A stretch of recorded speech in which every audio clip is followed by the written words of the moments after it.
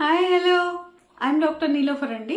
నేను యూట్యూబ్లో హెల్త్ గురించి మోటివేషన్ గురించి వీడియోస్ చేస్తూ ఉన్నాను. ఇంతకుముందు మీరు నా వీడియోస్ చూడకపోతే వెంటనే చూడండి అండ్ లైక్ చేసి ఖచ్చితంగా సబ్స్క్రైబ్ చేసుకోండి. ఇవాళ మన టాపిక్ అయితే మానసిక ఆరోగ్యం గురించి. మరి మనం టాపిక్లోకి వెళ్ళిపోదాం. జనరల్గా ఏంటంటే చాలా బిజీగా ఉండే ఈ రోజుల్లో అందరూ కూడా ఉరుకులు పరుగులతో ఈ పోటీ ప్రపంచంలో అస్సలు కొంచెం కూడా టైం లేకుండా చాలా బిజీగా ఉంటూ ఉన్నారనమాట. రోజువారీ ఒత్తిడుల వల్ల ఎవరికి కూడా మానసిక ఆరోగ్యం అనేది సరిగ్గా ఉండటం లేదు. మరి పిల్లలైతే 10th క్లాస్ వచ్చిన దగ్గర నుంచి లైఫ్లో సెటిల్ అయ్యే వరకు కూడా వాళ్లకు ఉన్న ఒత్తిడి అంతా ఇంత ఉండట్లేదన్నమాట. దానివల్ల వాళ్ళకి చిన్న వయసులోనే చాలా మానసిక సమస్యలు వస్తున్నాయి. అయితే మరి మనం మానసిక ఆరోగ్యాన్ని కాపాడుకుంటేనే మనం ఏ పనినైనా కూడా ఎక్కువ మోతాదులో చేయగలము. అంటే మన ప్రొడక్టివిటీని పెంచుకోవాలంటే మనం మానసికంగా చాలా స్ట్రాంగ్గా అనేది ఉండాలి. మరి మనం మానసికంగా ఉల్లాసంగా ఉత్సాహంగా కాన్ఫిడెంట్తో స్ట్రాంగ్గా ఉండాలంటే కొన్ని పద్ధతులు మనము రోజువారీ జీవితంలో పాటిస్తే కొంతవరకు మన స్ట్రెస్సెస్ అన్నింటినీ అంటే ఒత్తిడిలన్నింటినీ అధిగమించటానికి తొందరగా సమస్యల నుంచి బయటికి రాగలగటానికి అవకాశం ఉంటుంది. మరి ఆ పద్ధతులు ఏంటో మనం ఇప్పుడు తెలుసుకుందాము. మామూలుగా మనం పొద్దున్నే లేవగానే తొందరగా పనులకి ఉపక్రమించేయకుండా వెళ్ళి కొంచెం సేపు సూర్యోదయాన్ని చూడాలన్నమాట. సూర్యోదయాన్ని గమనించాలి. సూర్యోదయంలో మనం కొంచెం సేపు గడపాలి. అంతేకాకుండా మనకి ఏదైనా గార్డెన్ లాంటిది తోట లాంటిది ఉంటే ఆ చెట్లను పలకరిస్తూ హ్యాపీగా కాసేపు వాకింగ్ లాంటిది చేస్తే అటు ఎక్సర్సైజ్ అవుతుంది, ఇటు మనకి మనసుకి ఉల్లాసం అనేది కూడా వస్తుంది. అంతేకాకుండా మనం దాని తర్వాత ఏం చేయాలి, మనం అంతకుముందు రోజు మనం ఏ పనులైతే మనకి ఆనందాన్ని ఇచ్చాయో, ఏ పనులైతే మనము చేయగలిగామో వాటన్నిటికీ చిన్న వాటికి కూడా మనం దేవుడికి కృతజ్ఞత తెలియజేస్తూ, లేకపోతే మనకి ఎవరైనా సహాయం చేశారనుకోండి, చిన్న సహాయం అయినా సరే దానికి మనం కృతజ్ఞత వ్యక్తపరుచుకుంటూ మన మనసులో నెక్స్ట్ పనుల కోసం ఉపక్రమించాలన్నమాట. అంతేకాకుండా ఆ రోజు చేయాల్సిన పనుల్ని ఒక పుస్తకంలో రాసుకొని చకచకా మిగిలిన పనులన్నీ పూర్తి చేసుకొని మనము మన ఎక్కడైతే పనికి ఆఫీసులు వెళ్ళే వాళ్ళైతే ఆఫీసులకి, కాలేజెస్ వెళ్ళే వాళ్ళు అయితే కాలేజెస్కి, ఇలాగా స్కూల్స్కి వెళ్ళేవాళ్ళు స్కూల్స్కి ఇలాగా వెళ్ళిపోవచ్చు. మనం ఎక్కడికైతే మన డెస్టినీ అదే మన ఆఫీస్కో, పనులకో, స్కూల్స్కో, కాలేజెస్కి వెళ్తాం కదా, అక్కడ అందరినీ నవ్వుతూ పలకరిస్తూ మనం రోజుని మొదలు పెట్టాలి. ఇలా నవ్వుతూ పలకరించడం వల్ల ఏంటంటే మనలో ఒక రకమైన హ్యాపీనెస్ అనేది వస్తుంది. అది ఇతరులకు కూడా స్ప్రెడ్ అవుతుంది. అదే మనం మొహం గంటుగా పెట్టుకొని ఎవరిని పలకరించకుండా వెళ్ళి మన ప్లేస్లో కూర్చొని మన పనులు చేసుకుంటున్నాం అనుకోండి, మనకే అసలు మూడు బాగోదు. అలా కాకుండా అందరినీ నవ్వుతూ పలకరిస్తూ వాళ్ళ నుంచి ప్రతిస్పందన ఉంటుంది కదా, అవి చూడటం వల్ల మనలో హ్యాపీనెస్ అనేది వస్తుంది. అలాగా చెయ్యాలి.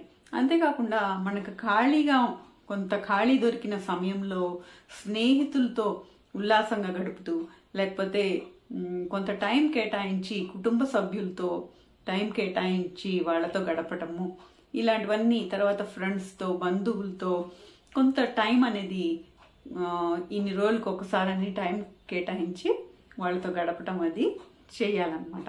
చేస్తే దానివల్ల కూడా మనలో సంతోషం అనేది సమస్యలను తట్టుకునే శక్తి అనేది వస్తుంది. అంతేకాకుండా రాత్రిపూట వెన్నెల్లో కూడా కాసేపు గడిపితే ఏంటంటే మనలో హ్యాపీ హార్మోన్స్ తయారవుతాయి. అయితే మనకు ఈ ఖాళీ టైం దొరికినప్పుడు మనం కొత్త కొత్త వంటకాలని ప్రిపేర్ చేయటము, లేకపోతే మనలో ఉన్న హాబీస్ని బయటికి తీసి వాటిని ప్రోత్సహించుకోవటము, మ్యూజిక్ వినే అలవాటు కానీ, అలా ఏదైనా డాన్స్, ఇలాంటివి హాబీస్ అన్నమాట, వాటన్నిటికీ కూడా ప్లేస్ ఇవ్వటం అనేది చేస్తే దానివల్ల కూడా చాలా ఒత్తిడి నుంచి మనం బయటపడవచ్చు. అంతేకాకుండా మనం రోజు ఒక పావు గంట అయినా సరే ఏదైనా జోకుల్ని చదివి కానీ, చూసి కానీ, విని కానీ ఆనందించటం అనేది చేయాలి. ఇలాగా చేయటం వల్ల కూడా మనలో ఆనందం అనేది వస్తుంది.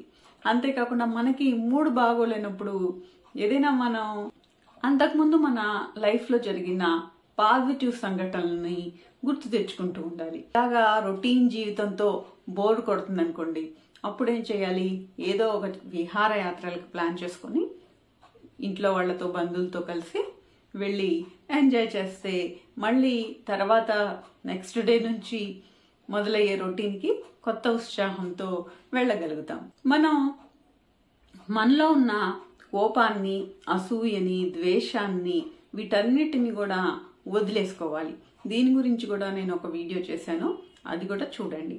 మరి ఇవి కాకుండా మనకేమైనా సమస్యలు ఉన్నాయనుకోండి, సమస్యలు ఉన్నాయి, ఇవన్నీ చేసి మనము రిలాక్స్ అవ్వలేము, మనకి చాలా సమస్యలు ఉన్నాయి అనుకుంటున్నాం అనుకోండి, అలాంటప్పుడు ఆ సమస్యలన్నింటినీ ఒక కాగితం మీద రాయండి. వాటికి పరిష్కారం కూడా కాగితం మీద దాని పక్కన రాయండి. అంటే ఒక సమస్యకి ఒక పరిష్కారమే రాసుకోకూడదు, మనము 2-3 పరిష్కారాలు రాయాలి. ఎందుకంటే సమస్య ఎప్పుడు మనం అనుకున్న విధంగా పరిష్కారం అవ్వదు. కాబట్టి సమస్యని దేనివల్ల అయితే సమస్య వచ్చిందో అటువైపు నుంచి కూడా ఆలోచించి పరిష్కారం రాయటము, మన వైపు నుంచి పరిష్కారం రాయటము, అసలు ఆ సమస్యకి ఏం పరిష్కారం ఉంది, ఎలాంటి పరిష్కారాలు సాధ్యము అనేది చూసుకొని రాయటము చేస్తే మనకి మనసు తేలికైపోతుంది అనమాట. తేలికైపోయి ఆ సమస్యని, అంతేకాకుండా ఆ సమస్యల్ని పట్టుకొని దాని గురించే ఆలోచించకుండా టైంకి వదిలేయాలి ఆ సమస్యల్ని. అంటే కాలమే సమస్యలకి పరిష్కారము చూపిస్తుంది కాబట్టి టైంకి వదిలేయటం అనేది చేయాలి, ఎక్కువ ఆలోచించకుండా. మనం మనుషుల్ని క్షమించటం కూడా నేర్చుకోవాలి. మనకి మన నిజ జీవితంలో చాలామంది ఎదురవుతూ ఉంటారు. మనల్ని ఇబ్బంది పెట్టేవాళ్ళు, మనల్ని కష్టపెట్టేవాళ్ళు, తర్వాత మన గురించి ఇతరులతో చెడుగా చెప్పేవాళ్ళు, మన గురించి అసూయ చెందేవాళ్ళు, ఇలాగా రకరకాలైన టాక్సిక్ మనుషులు మనకి ఎదురవుతానే ఉంటారు. కానీ సాధ్యమైనంత వరకు మనం అలాంటి వాళ్ళని క్షమించగలగాలి. క్షమించి వదిలేస్తే మన లోపల ఆవేదన అనేది ఉండకుండా ఉంటుందన్నమాట. అంతేకాకుండా మనకి దొరికిన దానికి, ప్రతి దానికి కూడా కృతజ్ఞత కలిగి ఉండాలి, కృతజ్ఞతని వ్యక్తపరచగలగాలి.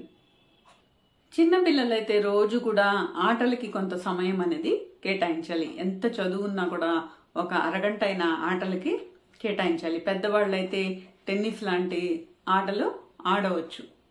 తర్వాత మనకు మనసు బాగోలేనప్పుడు కనీసం వాకింగ్ అయినా చేయాలి. దానివల్ల కూడా మనసు కుదుట పడుతుంది అనమాట. తర్వాత మనకు ఉన్నంతలో ఇతరులకు, అవసరమైన వాళ్ళకి ఎంతో కొంత సహాయం కూడా చేస్తూ ఉండాలి. వీటన్నిటి వల్ల కూడా మన మానసిక ఆరోగ్యం అనేది చాలా మెరుగుపడుతుంది.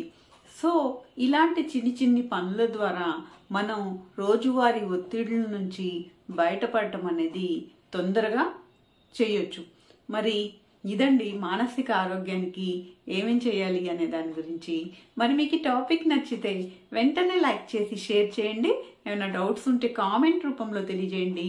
అండ్ సబ్స్క్రైబ్ చేసుకుని నోటిఫికేషన్ ఆన్ చేసుకుంటే ఇలాంటి మరిన్ని మంచి వీడియోస్ మీరు చూడగలుగుతారు. And thank you for watching. మరొక వీడియోలో మళ్ళీ కలుద్దాం.